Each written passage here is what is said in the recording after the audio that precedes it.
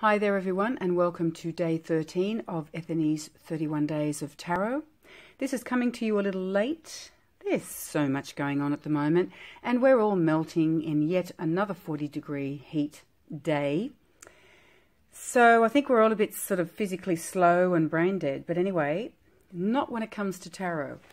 So today we are talking about the decks that we look forward to using or getting to know, utilizing, studying in 2017. And yeah, I have a few of both. For an example, there is a deck that I bought quite some time ago, and I bought it as a study deck, and I didn't really get there. I did sort of skim the surface as far as getting to understand what the cards are about, but I haven't used nor have I practiced. So it's time to fess up. And that deck is the Tarot of Ceremonial Magic by Lon Milo Duquette. This deck came highly recommended by a number of reviewers, and I did want a deck that was closely associated with magic. So I was very lucky to get it. It may be out of print now because I know it was going out of print for the second time. So I jumped on it. Couldn't find it at first, but I was lucky enough to find this deck. And when I first received the deck, this probably sounds so stupid and slow, but I realized I didn't really connect to the artwork so much. And I'm not saying it's bad, I'm just saying it wasn't really my thing. However, once I did take the time to get to know, like, this intricate deck, there's so much going on symbolically.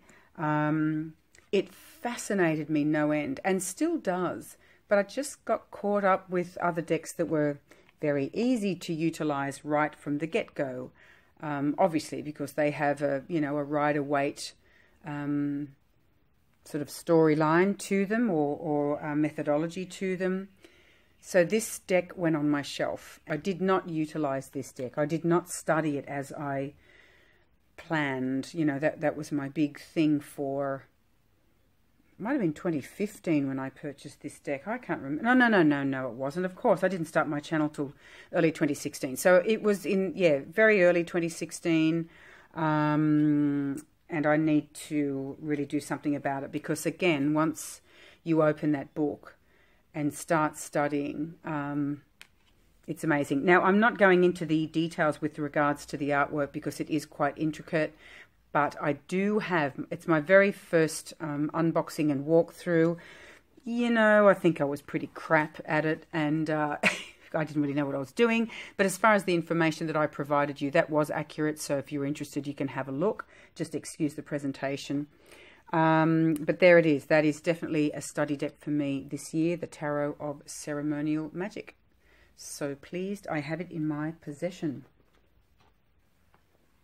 Another deck that I purchased, well, it was love at first sight. And then I surprised myself by not, picking up that deck on a daily basis and using it, is the beautiful Chrysalis Tarot. And again, I waited anxiously for this book to come out. This is Tony Brooks and Holly Sierra. But, you know, this was released, I think, again, was it last year? Or re-released? It was like the upgraded, updated version. Yes, 2016 by US Games. And I still love the artwork to this day. But for some reason, I just did not. I can't say I didn't connect to the deck, but I just didn't feel the desire to use it. And I don't know why. The only thing I can put it down to is there were other decks that jumped in during the year, and basically the other decks went to the top of the line. And this beautiful deck, the Chrysalis, was unwittingly moved down a few pegs.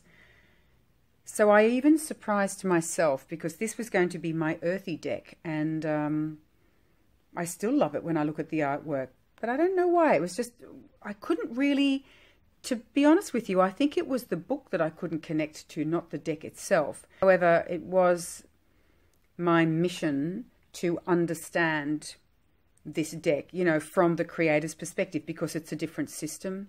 And I really do feel that it's best in that case to at least have an understanding of what the deck is about, and then go on your own journey from there. I mean, that's just my story. Give this deck a heartfelt season of practice, you know, like embrace it, take it for a whole cycle. Don't just pick it up every now and then. And yes, that's something I promised I would do this year with the Chrysalis. Beautiful deck. Another beautiful deck that I wish to work with on a more regular basis, you know that backing, yes, it is the beautiful Margaret Peterson deck.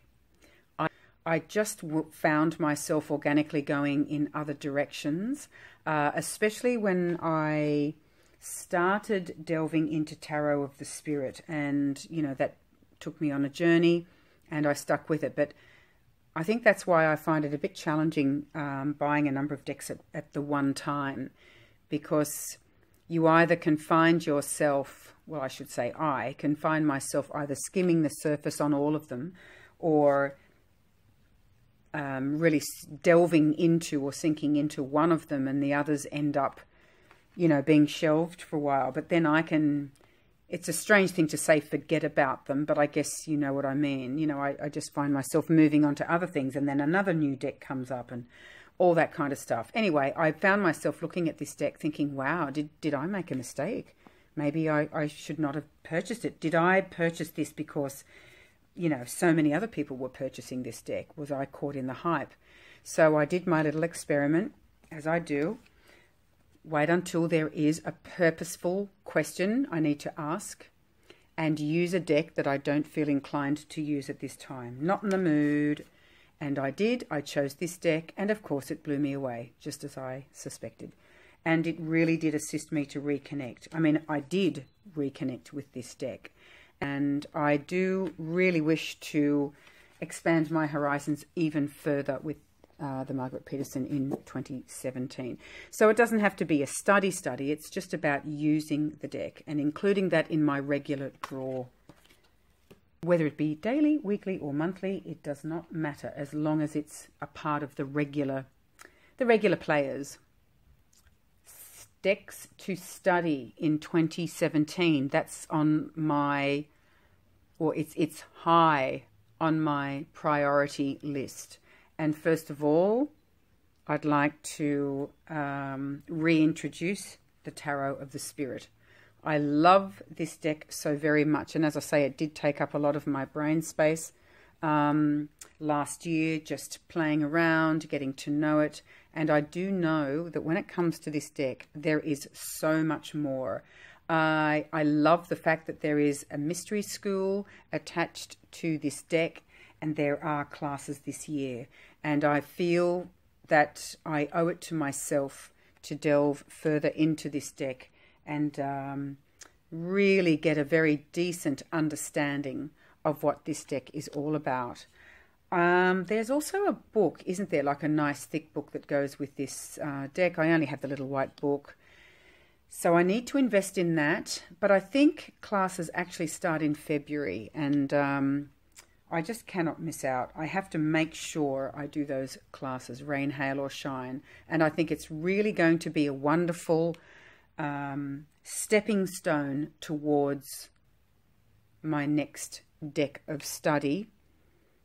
And you know what that is. You know what I'm going to say, right? But what I'm referring to is the Thoth. So I think studying the Tarot of the Spirit is a wonderful stepping stone towards full study with the Thoth. So what I need to do is get myself some classes and also buy a decent textbook. I'm keeping an eye out actually at my second-hand or used bookstore for a decent Thoth textbook. I mean, things like that go very quickly. You just have to be lucky. But they sure do get some fabulous books. But all that said, I'm very happy to do some online classes. And I want to do this properly. I really do want to understand what this deck is all about and take it card by card and not be in a rush. So yes, I think there's quite a bit of revision and study for me in this very year 2017. So this is very exciting. Again, you can just pick this deck up and use it. I have. I know that there is more. There are so many layers that lie beneath the surface, and I'm a Scorpio, for goodness sake. It's my job. It's my job to delve. So there we have it. There's another study deck, the Thoth.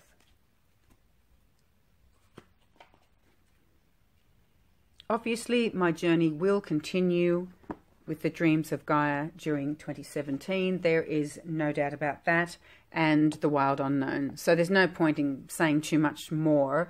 You know that I love these decks, and you know the beauty is this one, it's Sans guidebook, and this one I'm actually enjoying studying the guidebook. So they balance each other out very nicely. But the Dreams of Gaia really did blow me away, and I thought I would like it. I wasn't sure that I'd love it, and I absolutely love it in every way. So I'm very, very happy that I have this in my collection. Well, both of them for different reasons, and that's what I love. So before I go, there's one more deck that I want to share with you. This deck here is another study deck, and I'll have to start at the very beginning. Not only that, this deck is very special to me because it was gifted to me by my very, very close friend's mother, and I have known her for, oh my gosh, almost 30 years. So she's such a cool, funky lady, and, you know, to think my friend's mother had a Marseille deck way back, you know, when we were young'uns. And sadly, she has Parkinson's now, and she's just not going to be very hard for her to hold the cards. And she said she didn't get around to studying it as deeply as she, you know, intended in the first place, and handed them on to me in the hope that I would, and I want to honour that. And it's funny because, I mean, even though I've had it for probably about a year and a half, with all the Marseille talk recently, it really reignited my interest and passion with regards to learning this deck, or this style of tarot, should I say. So you can see here that this is a reproduction of a tarot of 1736 from the Fournier Museum, Vitoria Española.